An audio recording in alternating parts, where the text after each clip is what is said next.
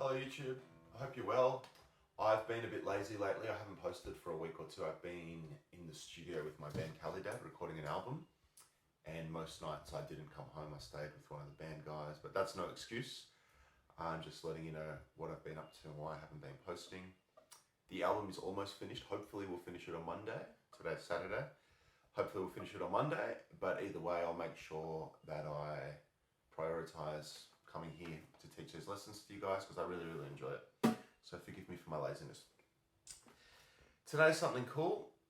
I'll play you 2 licks and let's see which one we like better. That's option number 1. Option number 2.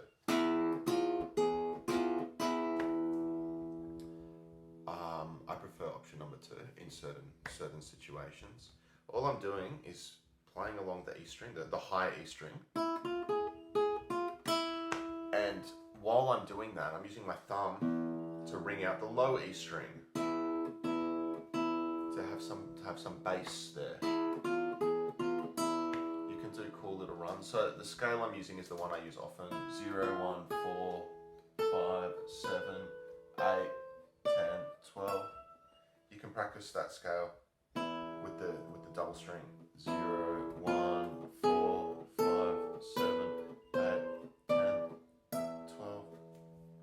I find that's a really useful sound. I love to use it. The fingers, I call them the pincer fingers. You've got your thumb and your first finger, imagine like a crab scuttling and just chit.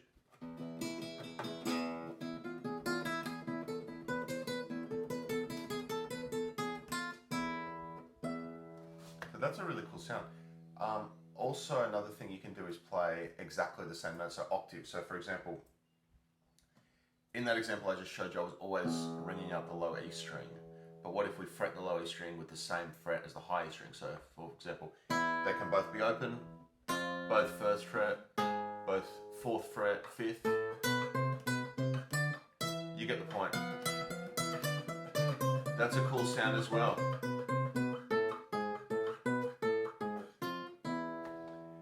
And I'm not showing off when I speed up, I'm just showing you kind of some directions you can take it in. So they're your options. You've got like open E, a low E string ringing all the time, or low E string following the melody. Both of those are cool. And that's just because I'm using a kind of E scale there, but you can, for example, go to A minor. I love that sound. So that on the high is 0, 5, 7, 8. That's a real A minor sort of sound.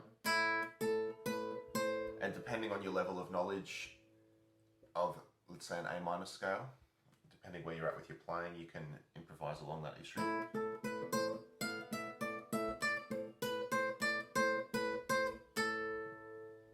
Stuff like that. I've got other videos that teach you the scales and stuff like that. D minor. So using the open D string. And then 10, 12, 13, 12, 10. What I'm giving you here are what I call scale fragments. So they're neither true arpeggios nor are they full scales. I call them scale fragments because I feel like they've got just enough notes from the scale to make the ear hear that it's the scale. 10, 12, 13, that's with the open D. So you can make like little chord progressions. You do like D minor, A minor, E major. Stuff like that can be really fun. You've also got a G string there, ha ha ha.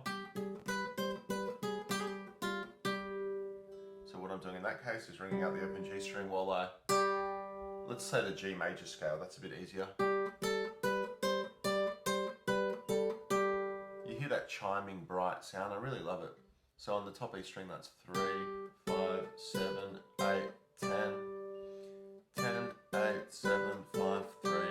That's part of the G major scale. You can go learn the rest if you want. And there's even a B string there. So that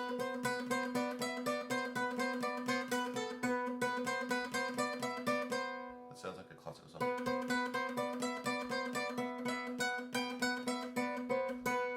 I think you get the point. I don't want to just start noodling, but I want you to start noodling. Grab your guitar. The concept that I want you to take away is that you can ring out a low string with your thumb while you play a melody with your first finger or your other fingers. that's really all I wanted to say today.